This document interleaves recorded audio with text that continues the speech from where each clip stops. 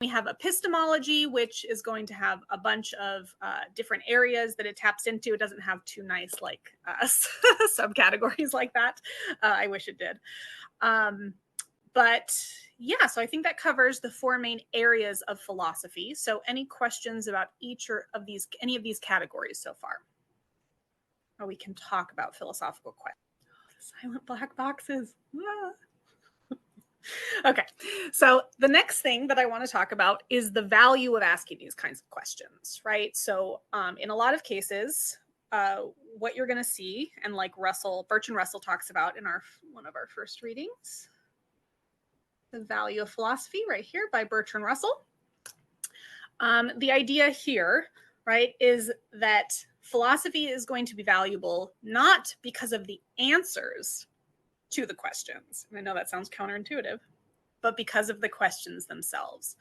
So whether or not someone has done the reading yet, so maybe you know Russell's answer, but maybe you can even guess for yourself if you haven't read Russell yet. Why might the questions themselves be more important than the answers in philosophy? What do we think? Why is it important to ask what makes someone a good person? Is there a God? What is real? Why is it worthwhile to ask those questions, even if we can't find an answer? Because they call it deeper thinking. Say that again, Celia. Celia, sorry. Celia. It's okay. I caught myself. It causes us to have a deeper thinking. Excellent. So how does asking questions lead to deeper thinking, do you think? So Kaylin's talking about the curiosity, right? More questions, as Summer mentions. Good, reflect on things different. A lot of people, we could say different people accept as truth. Good, you can decide for yourself. Good, right? So this is all tapping into what Russell's going to be talking about, right? So there's something that happens to our minds, right, when we focus on the question rather than just getting the one right answer, okay? And it's everything you guys are tapping into here, right? We're literally, people talk about being open-minded. Russell's literally talking about freeing the mind, right, from what he calls the tyranny of custom. And that tyranny of custom, right? Customs, we like customs, don't we? Traditions, right? Aren't all those things good? But he's going to talk about them in a very negative way. He's also going to talk about the practical person in a very negative way. And because for him, the practical person is someone who only cares about the material things in their life, right? As long as they have the material needs met, they're fine. They don't need anything else. They don't need to ask any more questions. They don't need to do any more wondering, Kaylin, right? No wondering or imagining. As long as they have, right, enough to live, to survive, right? Maybe even to, right, luxuriate a little bit physically, right? That's all they need. But for Russell, that's not enough to being a human being, right?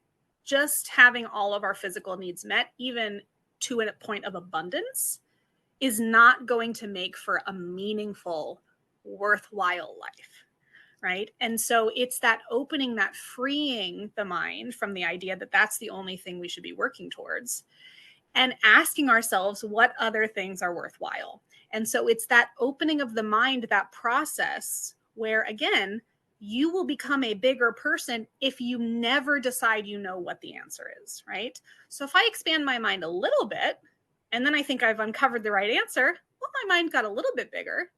But if I never think I've come across the right answer, I'm going to keep exploring multiple possibilities, right?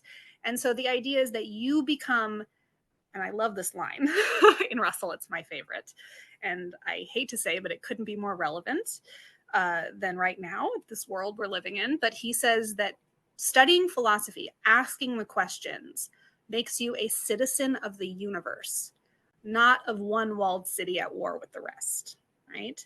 So again, I hope that resonates with what's going on in the world, where we have a lot of people who are scared of things that they don't understand, whereas philosophy wants you to take a more curious approach to things that are different, the unknown, right? It need not be scary. We ought to actually embrace uncertainty, is what Russell is going to try to convey. So how is that resonating with us? We don't, as human beings, we tend to not like uncertainty, right? Anxiety is like one of the big mental health crises going on right now, along with depression, and they're inextricably linked. So how can we get value from uncertainty when we seem to value certainty so much? What do we think? I'd say Good. What's that phrase that, like, the only way out? live every day. Yeah, good, right? So there's a sense in which we might think of avoiding the unknown almost as like a type of escapism. Yeah, I think, speaking of the mental health analogs, I think they're one of the benefits. Russell's all about like not needing a tangible benefit to studying philosophy, but I think he actually downplays all of the benefits that there are. And this is something that we'll explore more when we get to Buddhism, because there's tons of empirical data on the benefits of meditation, right? And things like this. That's incredible. Yeah, so we could definitely say that, one of the values in embracing uncertainty is maybe you don't care as much about what other people think, right? Those things become more temporary, fleeting. You don't personalize them as much, maybe.